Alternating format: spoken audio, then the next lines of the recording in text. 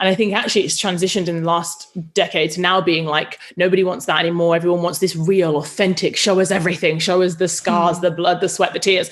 And I think there's a balance to be struck, because to be honest with you, although for some people that might be their thing of like, let me just show this raw, authentic truth, whatever you want to call it, I also think there's like a performative element to that.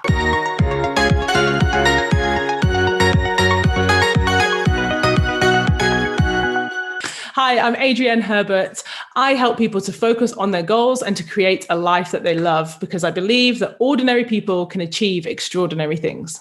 Adrienne, it is so exciting to have you on the show. Thanks so much for making time. So let's talk about little Adrienne, who had a limitless view of the world. What did you want to be when you grew up? What vision did you have for your career, for your life? Gosh, honestly, Lauren, I think when I think back to little Adrienne, as you put it like that, it's funny because I grew up with 3 siblings. I'm one of the older siblings, and I'd say, I guess I didn't have a very conventional, 2.4 family life. So most of my life was raised by a single mother, and she worked incredibly hard, but she was, low income. So I had a lot of responsibility. So even if I think of little Adrienne, I think I still had a lot of responsibility in terms of, helping my mum, looking after my brother, looking after my sister, everything from cooking, loading the dishwasher, school uniforms, I had to do that. And so, I don't know. I think I definitely had a limitless view of the world, in the sense that when you said, what did you want to be? Every week I could have told you something different, like 1 week I'd be like, oh, I want to be, a lawyer. And then the next week I'd be like, I want to be an Olympic athlete. And the next week I'd say, it was always something different. I never had one thing. I was always like, oh, I want to do this, I want to do this, I want to do this. Where do you think that came from, that idea of success and I guess that kind of hard work equals success? Well, it's interesting when you say it back to me, because I think there's 2 parts to it in my mind. One is that I think I learned very early on that meritocracy doesn't really exist. So even though I'm saying I'll work hard, it wasn't this thing of like, oh, the world is fair. And if I learned very early on, that actually it's not. Some people have more, some people have less. Some people can do less and get more. And that's just the world. There's no point complaining about it. I thought, you know what? No one's going to come and give it to you. The underdog doesn't always triumph. The prince doesn't turn, the frog doesn't turn into a prince. That very kind of real life approach to going, even like 12 or 14, to go in, actually, life's not fair. That's just how it is. The circumstance is what it is. What can you do to change it? What can you do? So I think that idea of outworking and, as you say, working hard to achieve, I think it was definitely out of necessity, because there was no other option. What were some of the kind of early opportunities that came up for you to start to kind of monetize your knowledge? Was it as simple as kind of training clients one-to-one? How did that all evolve? Yeah, sure. Yeah. So I think back then, as I said, put leaflets out. And from that 1,000 leaflets, I got 20 people came to my first boot camp. And I thought that was a huge success. I was like, this is great. 20 women. So you hand delivered 1,000 leaflets? What? Yeah. Through letterboxes. Incredible. Literally, that is how I did it. Old school, this is, like I said, 9 years ago. It wasn't just like send out a mail list. Yeah, so got 20 women through the door. And then from that, I also got inquiries about one-to-one. So people that said, oh, I can't come to this boot camp, but actually do you do one-to-one? And started doing that. And I think I had 8 women. And it was all women at the start, and it was all mums. And I think because I was a new mum, it kind of was that easy, crossover to train new mums. But eventually, I started training lots of different people, and word of mouth, I think, started to happen. So one lady's husband actually wanted to train. And then one lady who, I think it was actually her son, he's a professional swimmer now. And he was swimming with Cambridge under 18s. And she was like, oh, he could do with some help. So I started coaching different people. And I really loved that. And I think it gave me the confidence to say, actually, I've got the expertise. I kept learning. That is one thing I'd say has given me a disproportionate advantage of other people, is I am a voracious learner, Lauren. When you asked what were the first opportunities that came, I'd say it was probably a year later, maybe, when I started to get traction on things online. So I'd share something and I'd share it on Twitter, and then maybe Women's Health would, I think, contacted me. They were one of the first and asked me to do something with them. Then I started to get invited to go to things, events that were happening with brands like Puma and Sweaty Betty. And Sweaty Betty did a feature with me on their website. And it was around, I guess it was kind of that she's a mom, she's a trainer, she's kind of, it was kind of, the photography was very chic. And it was like, do you know what I mean? It was like a dip in my toe in and being like, oh, this is fun. And like, I was writing blogs every week. And then, I started working with Adidas, and it was kind of, it's just always been this like slow, incremental. There's never been a thing that was like, you know what, I wrote this one thing or I did this one job and it went viral. And the next day I, had 1 million followers. It's never been that for me. Every single year, every single month, whatever, it's just been incremental, another opportunity, another conversation, another client. Like, it's just gone like that to the point where now, fast forward, like I said, a decade really, people see, oh, you do so much, and you're involved in so many things with some of the biggest brands in the world, and you work with Olympians and business founders. And it's sometimes people now, I think they're kind of like, what was that inflection moment that just like gave you that skyrocket? I'm like, there's never been an inflection point. There's never been a hockey stick. It's just been a ladder. It's fascinating for our audience because, we talked earlier about how, these days a personal brand is a thing and people make a decision to be a coach, be an expert. And then there's a lot of pressure to know what your niche is going to be, know what your message is going to be, know how you're going to position yourself. And I think it's really helpful for our listeners to hear the way you allowed it to evolve for yourself. So, started out as a personal trainer and just allowed that to evolve, allowed that to grow into something more, allowed it to be a natural evolution. I guess practically, what were some of the things that you started to change to make your kind of positioning clear in the market? Were there other practical pieces for you that really kind of gave you permission to own this new identity?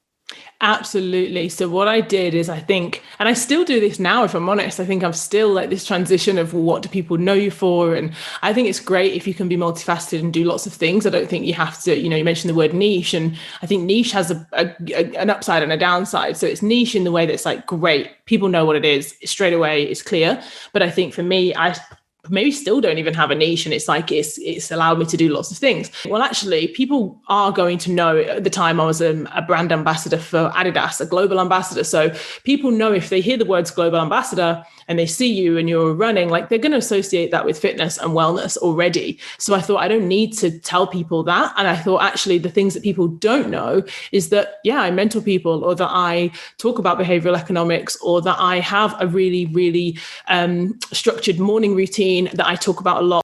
Yeah, that makes a lot of sense. And I feel like it's been quite similar to my journey too. And, in sort of, sometimes we become known for one thing, and when we want to decide to shift it, we've got to be quite vocal about that and be clear on, what our goals and mission and purpose are, and steer people towards that kind of new thinking by offering up suggestions or ways for us to be involved in a way that is more in alignment with the message that we want to convey. What have the challenges been that you've experienced with this, in kind of striking that balance between what you share and don't share to build a personal brand? Yes, great question. I think for me, I've always, I guess online stuff was always, again, the word intentional just keeps coming up, but I was always intentional about, what are you doing this for? What are you sharing and why? And, from a guest marketing and strategic point of view, you do need to think around, like, well, if if you're thinking about a personal brand, it's just like any other brand, like a business brand. You need to be, the vision for the brand needs to be clear. You need to have like a clear, I guess, visual identity. And I think I was always intentional about that. It doesn't need to be all of me. It doesn't need to be my whole life. It doesn't need to be, this is what I eat, this is what I wear, this is how I train, this is how I parent, this is how I everything. Because actually what I'm trying to give here is, it's around wellness, around high performance, around optimizing your life, basically.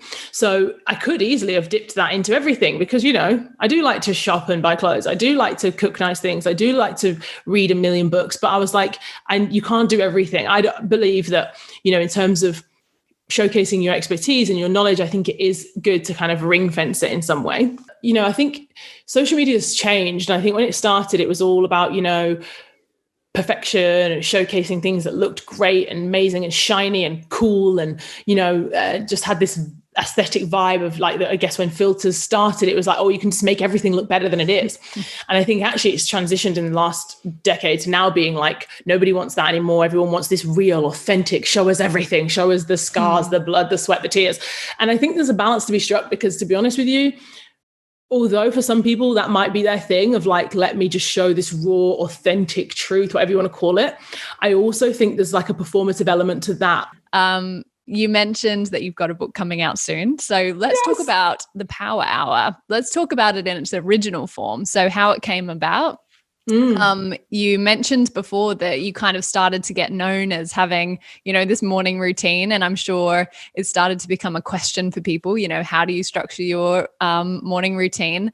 Can you talk about how it evolved into the Power Hour, and also, how it's really aided you in kind of building that authority and creating a platform for you as an expert? Absolutely. So yes, a lot of what I've talked about already leads into this, why it happened and how it started for me. So it was actually after the year that I'd had the miscarriage, and it was also around the time that I was really just falling in love with running. So I actually got the opportunity to run the London Marathon for the first time. That was offered to me through the partnership with Adidas. And I don't think I'd ever run further than 10K when I got the call to say, do you want to do the marathon? We have some places for our running community. And as I said, previous year, I'd spent so much time and energy, as for any woman who's ever done fertility treatment, it takes everything from you. So I basically got to the point where I was like, I need a new focus. I need something to focus my energy on. I said yes to the marathon and then went, oh, like, whoops, like you've actually just said yes to this and you've got to train for it and you've got to do it and everything. So it was actually born because I was like, okay, my son was 5 years old. He was, going to school, and I kind of thought I was busy. I started, like the training clients, the blogging. And I was like, if I am going to train for this marathon, I don't have 2 hours here, an hour I was like, the only way I can do this realistically is to carve out more time in the morning. I'm going to get my training done before he wakes up. So that's how it initially started, was okay. I didn't think I'd do it forever. I thought, whilst I'm training for the marathon for the next 3 months, I will get up early. I'll train in the morning. That's what I'll do. But as time went on, and how I saw how impactful it was in my life, even the days when I wasn't getting up to run, I was getting up and realizing, wow, there's nobody else awake.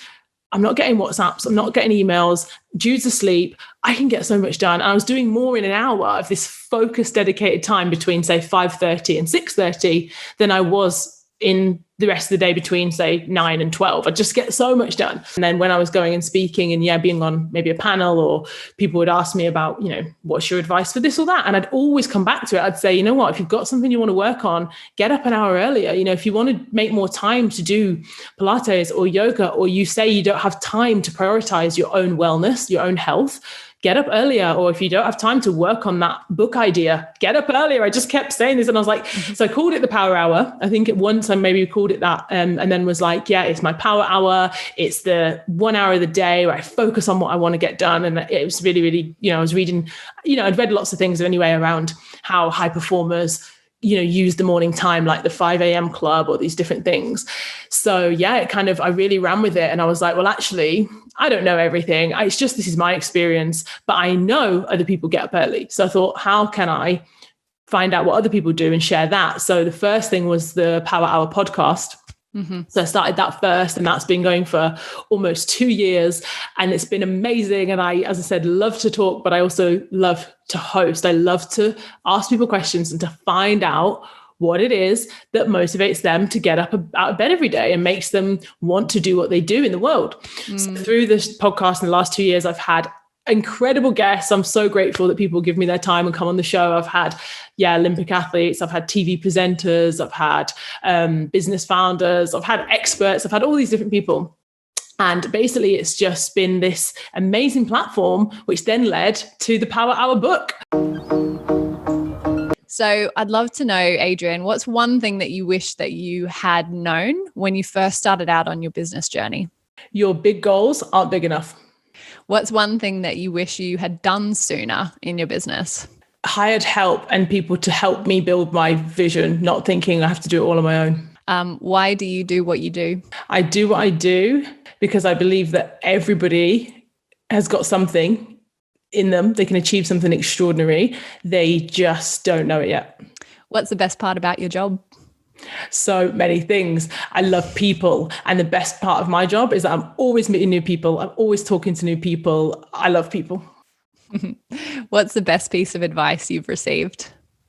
Wow. I'm going to try and tell you quickly because it's quick fire round. The best piece of advice I received was from an amazing woman who she's in her late 50s. We met at an event.